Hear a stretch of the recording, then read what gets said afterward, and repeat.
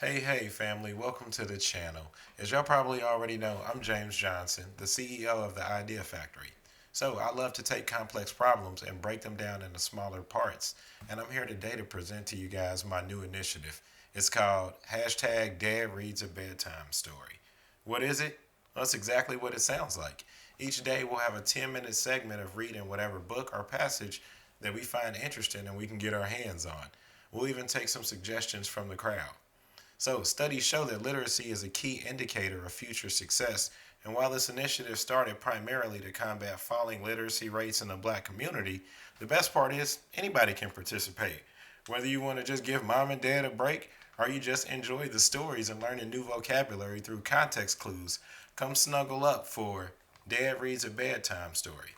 So, today's book is a childhood favorite. It's actually from the Goosebumps series by R.L. Stine. And I'll be honest, it's no stay out of the basement, but I think it's still a good read. So, without further ado, let's go ahead and get into it. R.L. Stine's Goosebumps, My Hairiest Adventure. Why were there so many stray dogs in my town? And why did they always choose me to chase?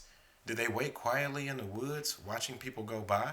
Did they then whisper to each other, "See that blind kid? That's Larry Boyd. Let's go get him." I ran as fast as I could, but it's so hard to run when you're carrying a guitar case. It kept banging against my leg, and I kept slipping in the snow. The dogs were catching up. They were howling and barking, trying to scare me to death. Well, it's working, guys, I thought. I'm scared. I'm plenty scared. Dogs are supposed to sense when you're afraid of them, but I'm not usually afraid of dogs. In fact, I really like dogs. I'm only afraid of dogs when there's a pack of them running furiously after me, drooling hungrily, eager to tear me to tiny shreds, like now. Scrambling over the snow, I nearly toppled into a drift up to my knees. I glanced back. The dogs were gaining on me. It isn't fair, I thought bitterly. They have 4 legs and I only have 2. The big black dog with evil black eyes was leading the pack as usual. He had his lips pulled back in an angry snarl. He was close enough so that I could see his sharp, pointy teeth. Go home, bad dogs, go home. Why was I yelling at them? They didn't even have homes. Go home, go home. My boots slipped in the snow, and the weight of my guitar case nearly pulled me over. Somehow I staggered forward, caught my balance, and kept moving.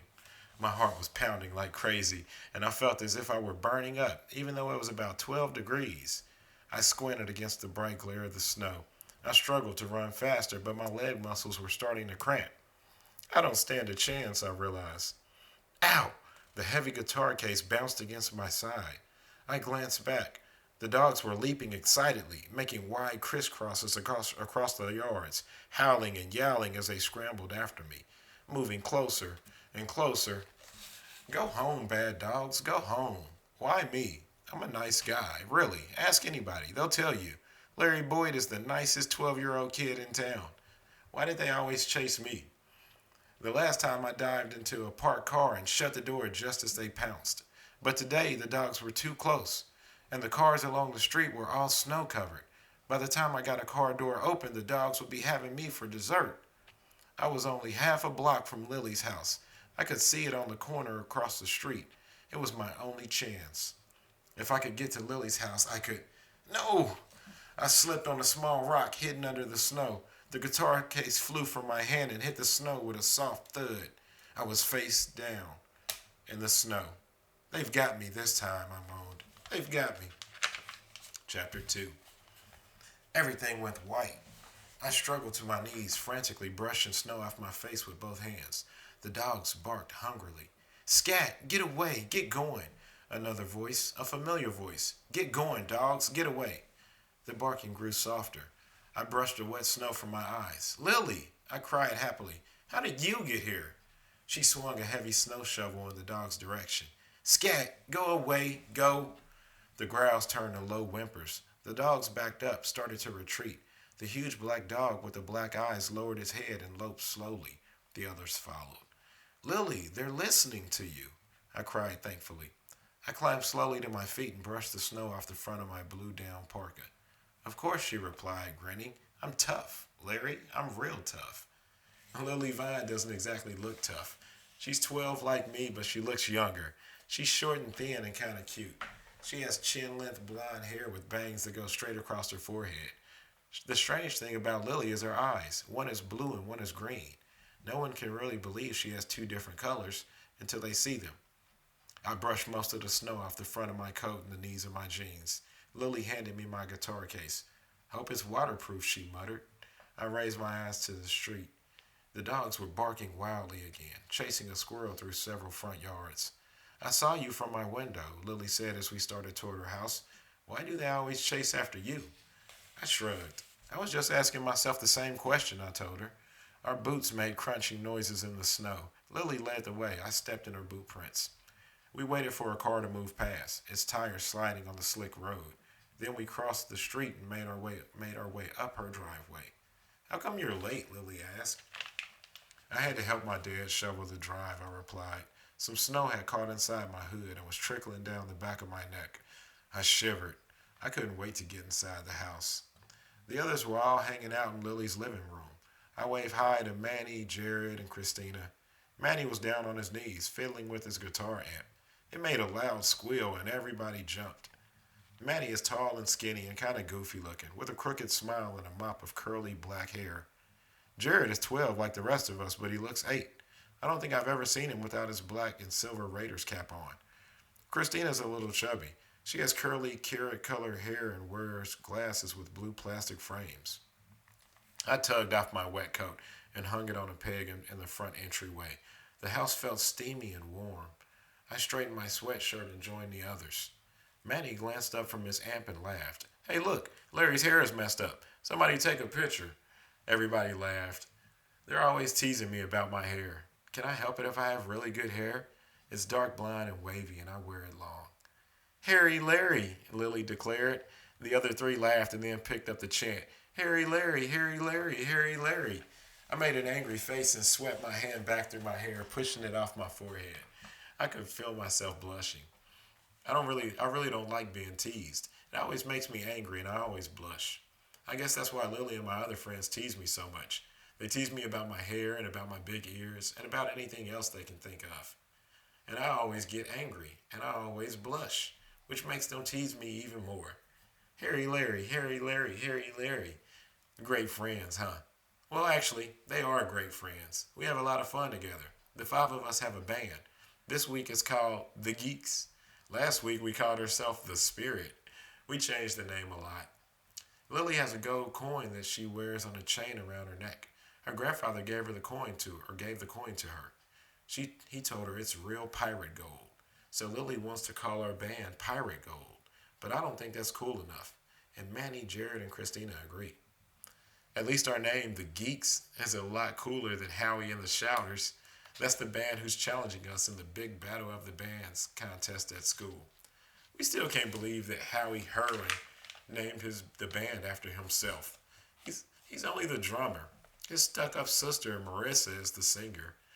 Why didn't you call it Marissa and the Shouters? I asked him one day after school. Because Marissa doesn't rhyme with anything, he replied. Huh? What does Howie rhyme with? I asked. Zowie, he said, and then he laughed and messed up my hair. What a creep. No one likes Howie or his sister. The Geeks can't wait to blow the Shouters off the stage.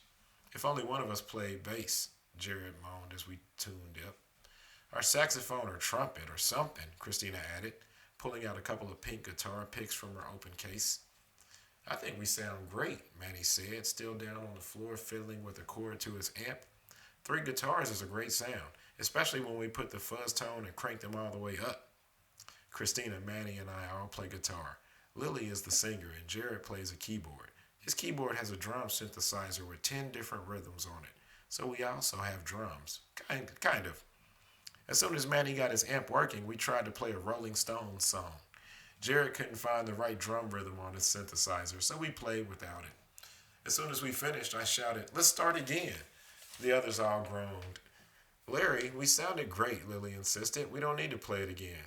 The rhythm was way off, I said. You're way off, Manny exclaimed, making a face at me. Larry is a perfectionist, Christina said. Did you forget that, Manny? How could I forget, Manny groaned. He never lets us finish one song. I could feel myself blushing again. I just want to get it right, I told them. Okay, maybe I am a perfectionist. Is that a bad thing? The Battle of the Bands is in 2 weeks, I said. We don't want to get on stage and embarrass ourselves, do we? I just hate being embarrassed. I hate it more than anything in the world, more than steamed broccoli. We started playing again. Jared hit the saxophone button on his keyboard, and it sounded as if we had a saxophone. Manny took the first solo, and I took the second. I messed up one chord. I wanted to start again, but I knew they'd murder me if I stopped, so I just kept on playing. Lily's voice cracked on a high note, but she has such a sweet, tiny voice, and it didn't sound too bad. We played without taking a break for nearly 2 hours. It sounded pretty good. Whenever Jared found the right drum rhythm, it sounded really good. After we put our instruments back in their cases, Lily suggested we go outside and mess around in the snow. The afternoon sun was still high in a shimmery blue sky. The thick blanket of snow sparkled in the golden sunlight. We chased each other around the snow covered evergreen shrubs in Lily's front yard. Manny crushed a big wet snowball over Jared's Raiders cap. That started a snowball fight that lasted until we were all gasping for breath and laughing too hard to toss any more snow. Let's build a snowman, Lily suggested. Let's make it look like Larry, Christina added. Her blue framed glasses were completely steamed up. Who ever heard of a snowman with perfect blonde hair? Lily replied. Give me a break, I muttered. They started to roll big balls of snow for the snowman's body. Jared shoved Manny over one of the big snowballs and tried to roll him up in the ball, but Manny was too heavy. The whole thing crumbled to powder under him. While they worked on the snowman, I wandered down the street. Something caught my eye at the curb next door. A pile of junk standing next to a metal trash dumpster. I glanced up at the neighbor's house. I could see that it was being remodeled. The pile of junk at the curb was waiting to be carted away.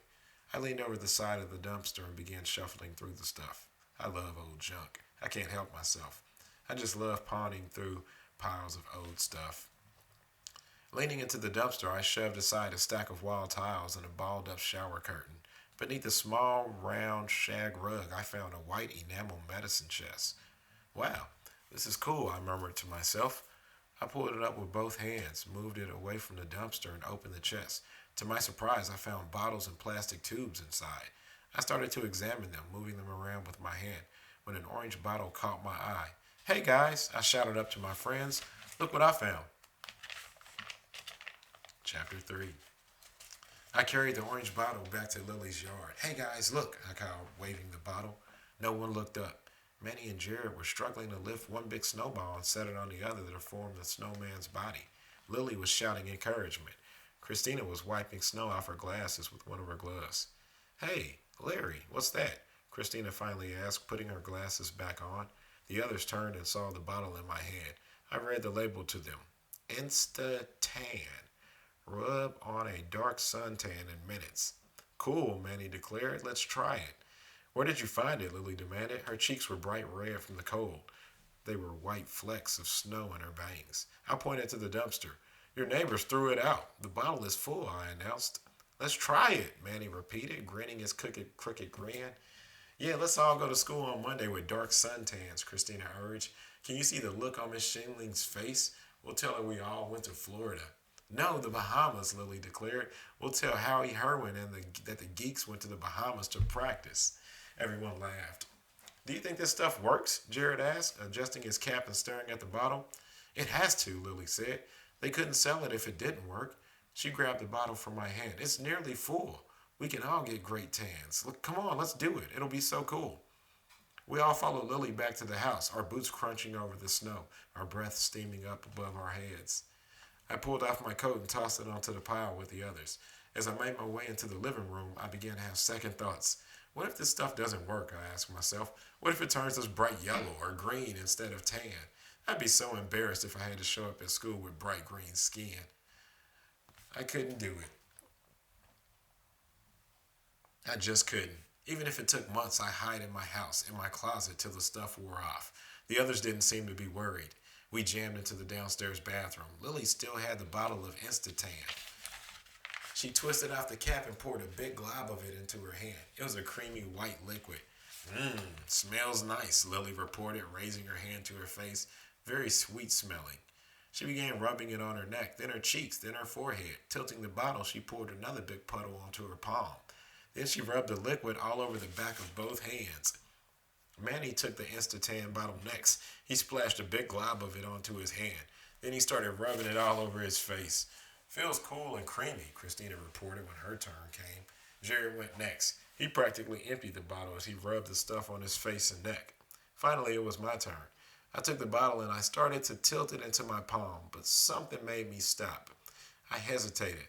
I could see that the others were all watching me, waiting for me to splash the liquid all over my skin, too. But instead, I turned the bottle over and read the tiny print on the label, and what I read made me gasp out loud. All right, guys, we'll stop there. Going into chapter 4 of Goosebumps, My Hairiest Adventure. See you guys tomorrow night.